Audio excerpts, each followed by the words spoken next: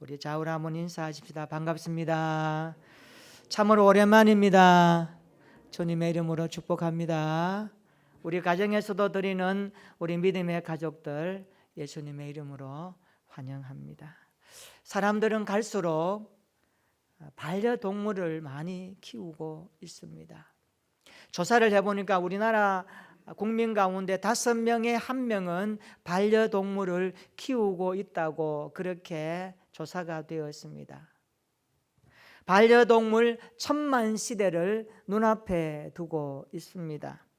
이제는 반려동물이 또 하나의 가족으로 자리매김하고 있는 시대입니다. 이렇다 보니까 운동을 한다거나 산책을 할 때에 반려동물을 데리고 나와서 함께 걷는 모습을 흔히 볼 수가 있습니다.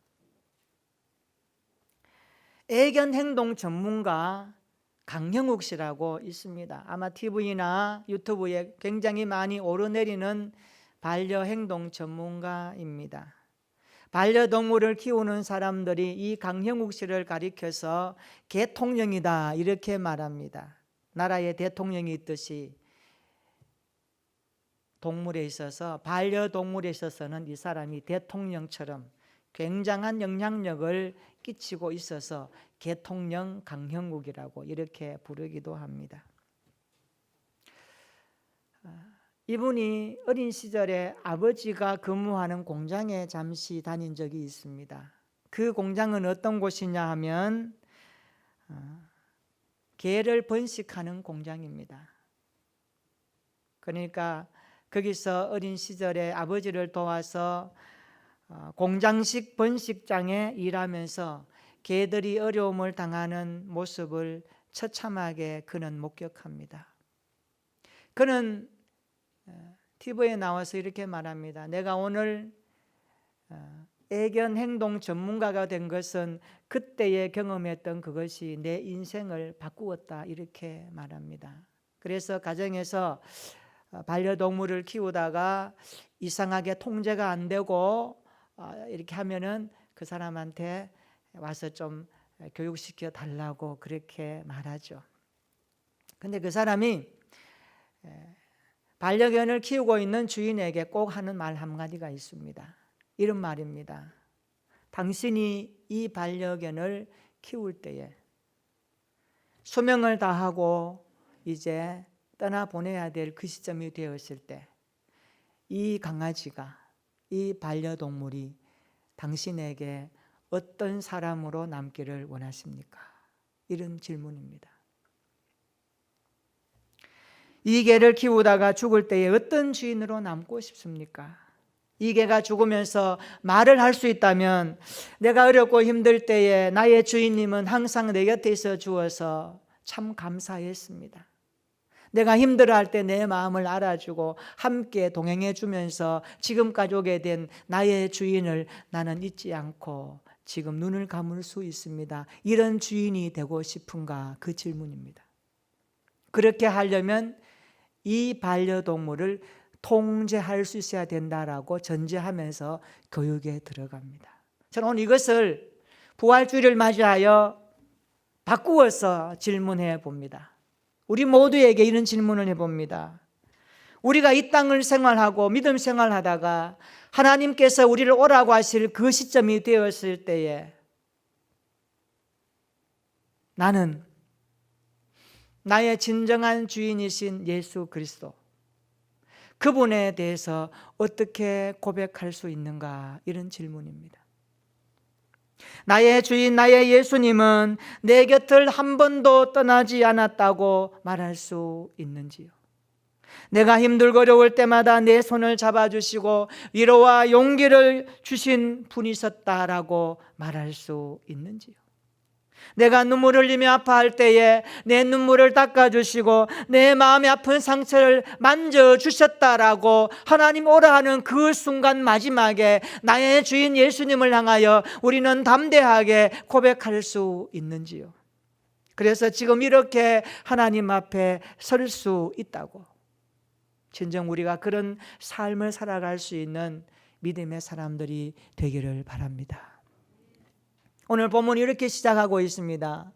마태복음 28장 1절입니다. 안식일이 다 지나고 안식 후 첫날이 되려는 새벽에 막달라 마리아와 다른 마리아가 무덤을 보려고 갔더니 이렇게 말씀합니다. 우리나라 성경에는 없지만 어느 성경에 보니까 마태복음 27장 66절과 28장 1절에 그 사이에 접속사 하나가 들어가 있습니다. 대라고 하는, 그러나라고 하는 접속사가 있습니다. 성경을 번역할 때 그것을 번역하지 않았습니다. 대라고 하는 그러나, 이 접속사는 어떤 역할을 하나 그러면은 사건의 전환을 말할 때 사용하는 역할을 합니다. 그러니까 안식 후 첫날 새벽 동틀 무렵에 예수님의 무덤에서 한 사건이 일어났다는 것을 오늘 마태는 기록하고 있는 것입니다. 막달라 마리아와 다른 마리아가 무덤을 보려고 갔습니다. 마가복음 16장 1절에 보니까 막달라 마리아와 야고보의 어머니 마리아 또 살로메가 함께 갔다라고 구체적으로 이름을 거명합니다. 왜 갔습니까? 이 여인들이 예수님의 몸에 향품을 부으려고 갔던 것입니다. 그런데 예수님의 무덤에 큰 지진이 나며 주의 천사가 돌을 굴려내고 그 위에 앉아 있는 것을 그들이 보기 시작합니다. 천사의 외모는 번개 같고 그의 옷은 눈과 같이였다라고 말씀합니다. 마치 무덤을 지키고 있던 자들은 무서워 떨고 있었고 죽은 자 같이 되었다라고 그 상황을 아주 세밀하게 성경은 기록해 놓고 있습니다. 5절 한번 보실까요? 우리 5절 한번 읽어보겠습니다. 오늘 본문 5절입니다. 시작. 천사가 여자들에게 말하여 이르되 너희는 무서워하지 말라. 십자가에 못 박히신 예수를 너희가 찾는 줄을 내가 아노라. 아멘. 저는 이 말씀을 보면서 이 땅의 사람들에게 두 종류의 사람들이 있음을 생각해 봅니다. 첫째는요, 무덤에 머물러 계신 예수님을 찾는 사람이 있고 무덤에서 나오신 예수님을 찾는 사람이 있다라는 사실입니다. 우리는 십자가에 달리신 예수님을 믿습니다. 또한 우리는 십자가에서 죽으시고 3일 만에 부활하신 부활의 주님을 믿습니다. 부활하신 예수님을 믿는 오늘 이 아침에 저는 설교 제목을 이렇게 정해 보았습니다. 한번 따라서 보실까요? 예수 다시 사셨네. 예수 다시 사셨네. 예수님께서 부활하셨습니다. 할렐루야. 예수님께서 다시 사셨습니다. 무덤에 머물지 않으시고 다시 사셨습니다. 부활하신 주님을 찬양합니다. 할렐루야. 오늘 예배드리는 우리 모두에게 이 부활의 은혜가 충만하게 있기를 축원합니다. 부활의 은혜가 마음으로 젖어드는 시간 되기를 축원합니다. 나의 전인격이 흔들릴 정도로 예수님의 부활이 체험되어지고 고백되어지는 귀한 시간 되기를 축원합니다. 부활의 은혜가 우리를 살립니다. 부활의 은혜를 체험하면요, 죄책감에서 자유합니다. 부활의 은혜를 체험하면 열등감에서 자유합니다. 부활의 은혜가 임하면 하나님 앞에 충성할 수 있습니다. 그리고 부활의 은혜를 경험하면 자랑할 수 없습니다. 교만할 수 없습니다. 겸손할 수밖에 없고 그 앞에 엎드려 한없이 눈물을 흘리며 감사할 수밖에 없다는 것이 부활의 은혜가 주는 특징적인 열매입니다. 사랑하는 성도 여러분, 우리가 지금까지 살아오면서 사실 성도는 하나님 앞에 모든 것을 다 받은 사람들입니다. 받지 않는 것이 하나도 없습니다. 지금 손안에 없다고 하여 받지 않은 것이 아닙니다. 우리가 이 험한 세상을 살아갈 동안 하나님은 우리에게 필요한 모든 것을 다 주셨습니다. 문제는 우리가 시험에 걸려 넘어지기 때문에 하나님으로부터 받은 것을 지키지 못할 뿐이지 하나님은 다 주셨습니다. 오늘 예수님께서 다시 사신 부활의 은혜를 우리의 가슴에 담아 돌아가는 시간 되기를 바랍니다. 다시 사신 부활의 은혜가 우리의 생애와 가정과 교회와 우리의 지구촌 가운데 충만하기를 소망합니다. 오늘 우리나라와 지구촌 구석구석에 이 부활의 은혜가 임하기를 축원합니다. 무덤에서 다시 사신 부활의 주님과 동행하는 믿음 생활 되기를 축원합니다.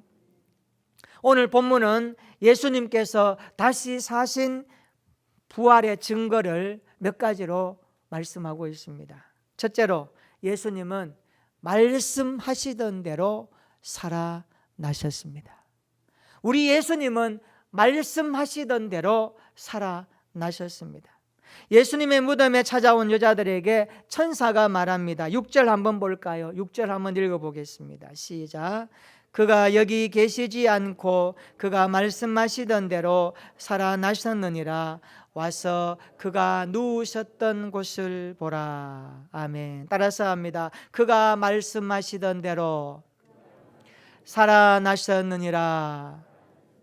예수님은 생전에 자신이 죽고 부활할 것을 거듭 말씀하셨습니다. 빌립보 가이사라 빌립보 지방에서 베드로의 신앙 고백을 듣고 난 후에 예수님은 자신이 예루살렘으로 올라가리라, 거기서 장로들과 대제사장들과 서기관들에게 고난을 받고 죽임을 당하리라, 그리고 제3일에 살아나야 하리라 하는 것을 제자들에게 말씀하셨습니다. 어느 날 베드로와 야고보와 요한을 데리시고 높은 산에 올라가셨습니다. 변형된 모습을 보이시고 나서 내려오실 때 이렇게 말씀하십니다. 얘들아, 인자가 죽은 자 가운데서 다시 살아나기 전에는 본 것을 아무에게도 이르지 말라. 예수님이 말씀하셨습니다. 예수님은 베드로가 예수님을 3번이나 부인할 것을 예언하시고 나서 이렇게 말씀하십니다. 그러나 내가 살아난 후에 너희보다 먼저 갈릴리로 가리라. 내가 십자가에 못 박히고 죽으리라. 그러나 내가 3일 만에 살아나서 너희보다 먼저 갈릴리로 가리라 라는 말씀을 예수님이 하셨습니다. 예수님은 말씀하시던 대로 살아나셨습니다. 이것을 믿으시기를 축원합니다. 예수님의 부활은 그래서 예언의 성취이며 다시 살아나신 예수님의 부활은 완전한 약속의 성취입니다. 말씀의 성취인 것입니다. 예수님은 말씀하시던 대로 살아나셨습니다. 약속하신 대로 살아나셨습니다. 말씀하시는 대로 이루어지는 우리의 신앙이 될 줄로 믿습니다. 그래서 우리 믿음의 사람들은 말씀대로 사는 믿음이 필요합니다. 6절 한번 보실까요? 이렇게 말씀합니다. 그가 여기 계시지 않고 그가 말씀하시던 대로 살아나셨느니라. 와서 그가 누우셨던 곳을 보라. 여기 살아나셨느니라, 이 말씀은 행위를 나타내는데 행위의 주체가 하나님이라는 것을 말씀합니다. 하나님께서 십자가에 못 박히신 예수님을 일으키셨다라는 뜻입니다. 이는 죄인을 구원하시려고 독생자를 보내신 하나님의 위대하신 구원의 계획이 완성되었음을 선포하는 내용입니다. 하나님은 우리를 의롭다 하시기 위해서 예수님을 죽음에서 일으켜 주신 것입니다. 예수님의 부활은 하나님의 위대하신 구원의 완성임을 보여주고 있습니다. 예수님은 말씀하시는 대로 살아나셨습니다. 우리는 모두 말씀 위에 뿌리 내리는 신앙생활을 해야 됩니다.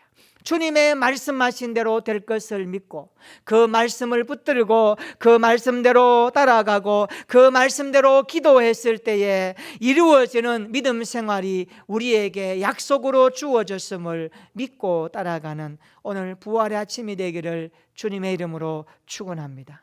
예수님은 말씀하시던 대로 살아나셨습니다. 두 번째로 우리 예수님은 죽은 자 가운데서 살아나셨습니다. 7절 한번 읽어보겠습니다. 7절 다 같이 시작. 또 빨리 가서 그의 제자들에게 이르되 그가 죽은 자 가운데서 살아나셨고 너희보다 먼저 갈릴리로 가시나니 거기서 너희가 배우리라 하라. 보라, 내가 너희에게 일렀느니라 하거늘. 아멘. 여기에 보면 그가 죽은 자 가운데서 살아나셨고 라고 말씀합니다. 한 번 더 따라해 볼까요? 그가 죽은 자 가운데서 살아나셨고. 할렐루야. 죽은 자 가운데서 살아나셨고, 예수님의 부활은 죽은 자 가운데서 살아나신 증거를 보여주고 있습니다. 부활은 그래서 반드시 십자가를 기반으로 해야 하는 것입니다. 부활의 뿌리는 십자가인 것입니다. 부활은 십자가의 뿌리를 두어야 합니다. 5절 보시기를 바랍니다. 여자들은 십자가에 못 박히신 예수님을 찾고 있습니다. 우리가 조심해야 됩니다. 십자가가 빠지는 신앙생활은 껍데기입니다. 십자가가 없는 영성은 그 사람을 변질시키고 그 사람의 모습을 바꾸어 버립니다. 그 사람이 성공하면 성공하는 대로, 실패하면 실패하는 대로, 십자가의 영성이 없는 사람은 처참하게 몰락한다는 것을 알아야 합니다. 그래서 예수님의 부활은 십자가에서 부활하심을 우리에게 보여주고 있습니다. 그래서 우리는 십자가를 근거로 하는 신앙생활을 뿌리 깊게 가져야 합니다. 이 말씀을 우리의 신앙생활에 가져오면 그리스도인은 반드시 십자가를 져야 하고 십자가를 지나야 하고 십자가를 통과해야 한다는 말씀을 담고 있습니다. 십자가에서 우리 모두가 예수님과 함께 죽어야 합니다. 우리의 고집이 죽어야 하고, 우리의 아집이 죽어야 하고, 우리의 자기 자랑이 죽어야 하고, 우리의 허물이 죽어야 하고, 우리의 거짓이 죽어야 합니다. 우리의 탐심이 죽어야 합니다. 이것이 십자가를 통과하는 신앙생활입니다. 사랑하는 성도 여러분, 우리가 십자가를 멀리한 채, 십자가를 외면한 채 부활을 기대하지 말아야 합니다. 부활은 반드시 십자가에 근거하고 있음을 말씀하고 있습니다. 여러분, 고난이 있습니까? 염려가 있습니까? 아픔이 있습니까? 그 십자가를 지고 주님을 따르십시오. 그리고 주님이 부활하신 것처럼 약속의 말씀을 붙들고 기도하여 주님의 때가 되었을 때에 부활의 소망을 우리에게 경험케 하시는 하나님을 만나게 되어야 할 것을 믿습니다. 이것은 오늘 우리의 현재와 지금이 비록 어렵고 아프고 눈물이 있더라도 포기하지 말고 끝까지 부활의 주님을 소망하라는 말씀을 던져주고 있습니다. 십자가를 지나 다시 사신 부활의 주님을 우리의 영적인 눈으로 바라보고 우리의 삶으로 경험하여 요한이 고백한 것처럼 내 눈으로 보고 내 손으로 만지고 내 귀로 생생히 들을 수 있는 살아계신 주님을 날마다 경험하는 우리 모두가 되기를 예수님의 이름으로 축원합니다. 바울의 고백과 같이 갈라디아서 2장 20절의 말씀처럼 내가 그리스도와 함께 십자가에 못 박혔나니 그런즉 이제는 내가 사는 것이 아니요 오직 내 안에 그리스도께서 사시는 것이라. 이제 내가 육체 가운데 사는 것은 나를 사랑하사 나를 위하여 자기 자신을 버리신 하나님의 아들을 믿는 믿음 안에서 사는 것이라. 할렐루야. 이 말씀이 우리의 고백이 되고 우리의 신앙이 되고 우리의 삶의 찬양이 되기를 축원합니다. 예수님은 죽은 자 가운데서 살아나셨습니다. 여기 살아나셨고라는 이 말씀은 그가 일으킴을 받았다라는 뜻입니다. 누가 일으켜 주셨습니까? 이 역시 하나님께서 죽은 자 가운데서 예수님을 살렸었다라는 말씀입니다. 그렇습니다. 부활의 사건은 하나님의 강력한 임재하심이고 하나님의 강력한 일하심을 우리에게 보여주고 있습니다. 부활의 소망을 가진 성도에게 오늘 또 하나님은 일하시고 하나님은 간섭하시고 하나님은 동행하시고 하나님은 말씀으로 함께 하시는 줄로 믿습니다. 이것을 부활의 신앙인들이 누려야 합니다. 이것을 교회가 가진 특권입니다. 이것은 교회가 가진 사명이요 이것은 주님의 백성들이 가지는 축복입니다. 사랑하는 성도 여러분, 아픔도 어려움도 그 어떤 문제도 심지어 죽음까지도 하나님이 개입하시면 정리될 줄로 믿습니다. 이것이 부활이 주는 메시지입니다. 이것이 우리 인생을 괴롭히는 죄의 실체를 하나님이 다루시는 부활의 사건입니다. 오늘 이 부활의 아침에 예수님께서 말씀하신 대로 살아나셨고 예수님께서 죽음 가운데서 살아나셨고 십자가에서 살아나셨음을 고백하면서 우리 모두가 죽은 자 가운데서 다시 사신 예수님을 찬양하며 살아가는 우리 모든 성도들이 되기를 진심으로 축원합니다. 세 번째로, 다시 사신 예수님을 만나면 다시 사신 예수님을 만나면 누구나 큰 기쁨 가운데 주님을 경배하며 살아갈 수 있습니다. 우리 8절 한번 보시기를 바랍니다. 그 여자들이 무서움과 큰 기쁨으로 빨리 무덤을 떠나 제자들에게 알리려고 다름질할세라고 말씀합니다. 여기에 보면 무서움과 큰 기쁨이라고 말합니다. 지금 이 여자들은 무서움과 큰 기쁨을 경험하고 있습니다. 여자들의 혼합된 심리 상태를 말합니다. 그의 마음에 혼합된 심리 상태, 무서움도 있었고 기쁨도 있었습니다. 여러분, 무덤에서의 그 사건과 천사의 메시지를 전해들은 여자들은 무서웠습니다. 주님을 찾아갔는데, 주님 향품을 발라드리러 갔는데 주님이 계시지 않습니다. 빈 무덤입니다. 천사가 나타나 말씀하고 있습니다. 너희가 십자가에서 죽으신 예수를 찾는구나. 그가 여기 계시지 않다. 살아나셨다라고 말씀하니 그 광경을 목도한 여인들의 마음속에 어떻겠습니까? 무서움이 밀려왔습니다. 또 한편으로 기쁨이 밀려왔습니다. 예수님의 부활을 목격한 여인들의 반응은 놀라움과 동시에 큰 기쁨이 들어왔습니다. 이것은 신앙인으로서 하나님의 초월적인 사건을 체험할 때 경험하는 우리의 심적 상태를 잘 보여주고 있습니다.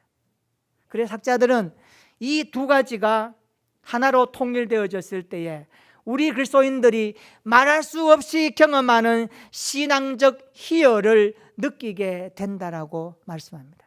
그럼 보십시다. 오늘 본문에서 보면 이 여인들이 무서움을 경험하고 큰 기쁨도 경험했지만 예수님께서 뭐라고 합니까? 얘들아, 찾아오셔서 평안하라 라고 말씀하시면서 그 두려움을 잠재워 주시고 부활의 큰 기쁨을 그들의 가슴 속에 계속해서 간직하도록 하나님께서 터치하십니다. 오늘 우리가 9절에 보니까 예수님께서 여자들에게 먼저 찾아오셨음을 말씀합니다. 예수께서 그들을 만나 이르시되 평안하냐 하시거늘 여자들이 나아가 그 발을 붙잡고 경배하니라고 말씀합니다. 여기에 경배했다는 것은 그분이 메시아라는 사실을 고백하고 헌신하겠다라는 그들의 행동적인 순종을 보여주고 있습니다. 막달라 마리아를 비롯한 이 여인들은 부활의 큰 기쁨을 경험하고 주님께 경배하기 시작하십니다. 그렇습니다. 다시 사신 예수님을 만나면 큰 기쁨 가운데 살아갈 수 있습니다. 큰 기쁨 가운데 그 주님을 경배하며 찬양할 수 있습니다. 우리가 경배하는 주님은 부활하신 예수님이십니다. 바울의 고백처럼 사망을 깨고 원수를 다 이기고 부활로 승리하신 주님이십니다. 죽음을 이기고 다시 사신 주님을 날마다 기쁨으로 경배하는 우리 교회와 성도들 되기를 예수님의 이름으로 축원합니다. 우리의 신앙생활에 부활의 큰 기쁨이 충만하기를 축원합니다. 신약성경을 찾아보니까 이 기쁨이라는 단어가 카라라는 단어인데 약 74번 사용되었습니다. 그런데 이 74번의 카라라고 하는 이 기쁨이라는 단어가 언제 제일 많이 사용되느냐라는 빈도수를 찾아보니까 예수님을 통하여 주시는 소망을 언급할 때에 카라라는 단어를 제일 많이 사용했습니다. 무슨 말씀입니까? 하나님의 구원 사역은 예수님을 통하여 주시는 기쁨이라는 것을 말씀해 주고 있습니다. 죄에 허덕이며 고통에 눈물을 흘리며 삶의 염려와 근심으로 짓눌린 사람들에게 예수 그리스도가 십자가에서 우리의 죄값을 지불하시고 사망에서 부활하신 예수 그리스도를 죽음에서 일으키신 하나님은 오늘 우리에게 구원의 기쁨, 구원의 감격을 말씀하고 있는 것입니다. 이것을 우리의 마음속에 새기고 이 기쁨이 부활로 연결되어 하나님의 백성으로 하루하루 기쁨과 감격 가운데 살아가는 저와 여러분들의 일상이 되기를 예수님의 이름으로 축원합니다. 그러므로 누구든지 다시 사신 예수님을 만나면 큰 기쁨으로 경배할 수 있는 것입니다. 큰 기쁨으로 주님께 경배하는 오늘 부활의 사람들이 되시기를 주님의 이름으로 축원합니다. 예수님은 말씀하시던 대로 살아나셨습니다. 우리 예수님은 죽은 자 가운데서 살아나셨습니다. 다시 사신 예수님을 만남으로 날마다 큰 기쁨으로 경배하는 부활의 사람들이 되시기를 주님의 이름으로 축원합니다. 지금 사회가 아무리 힘들고 어려워도 다시 사신 예수님을 바라보면서 부활의 기쁨으로 하루하루 주님을 경배하며 부활의 증인으로 복음을 전하며 십자가 예수 그리스도를 날마다 자랑하며 살아가는 이번 한 주간 우리의 생애 모두가 되시기를 주님의 이름으로 축원합니다. 아멘. 우리 다 같이 한번 기도하십시다.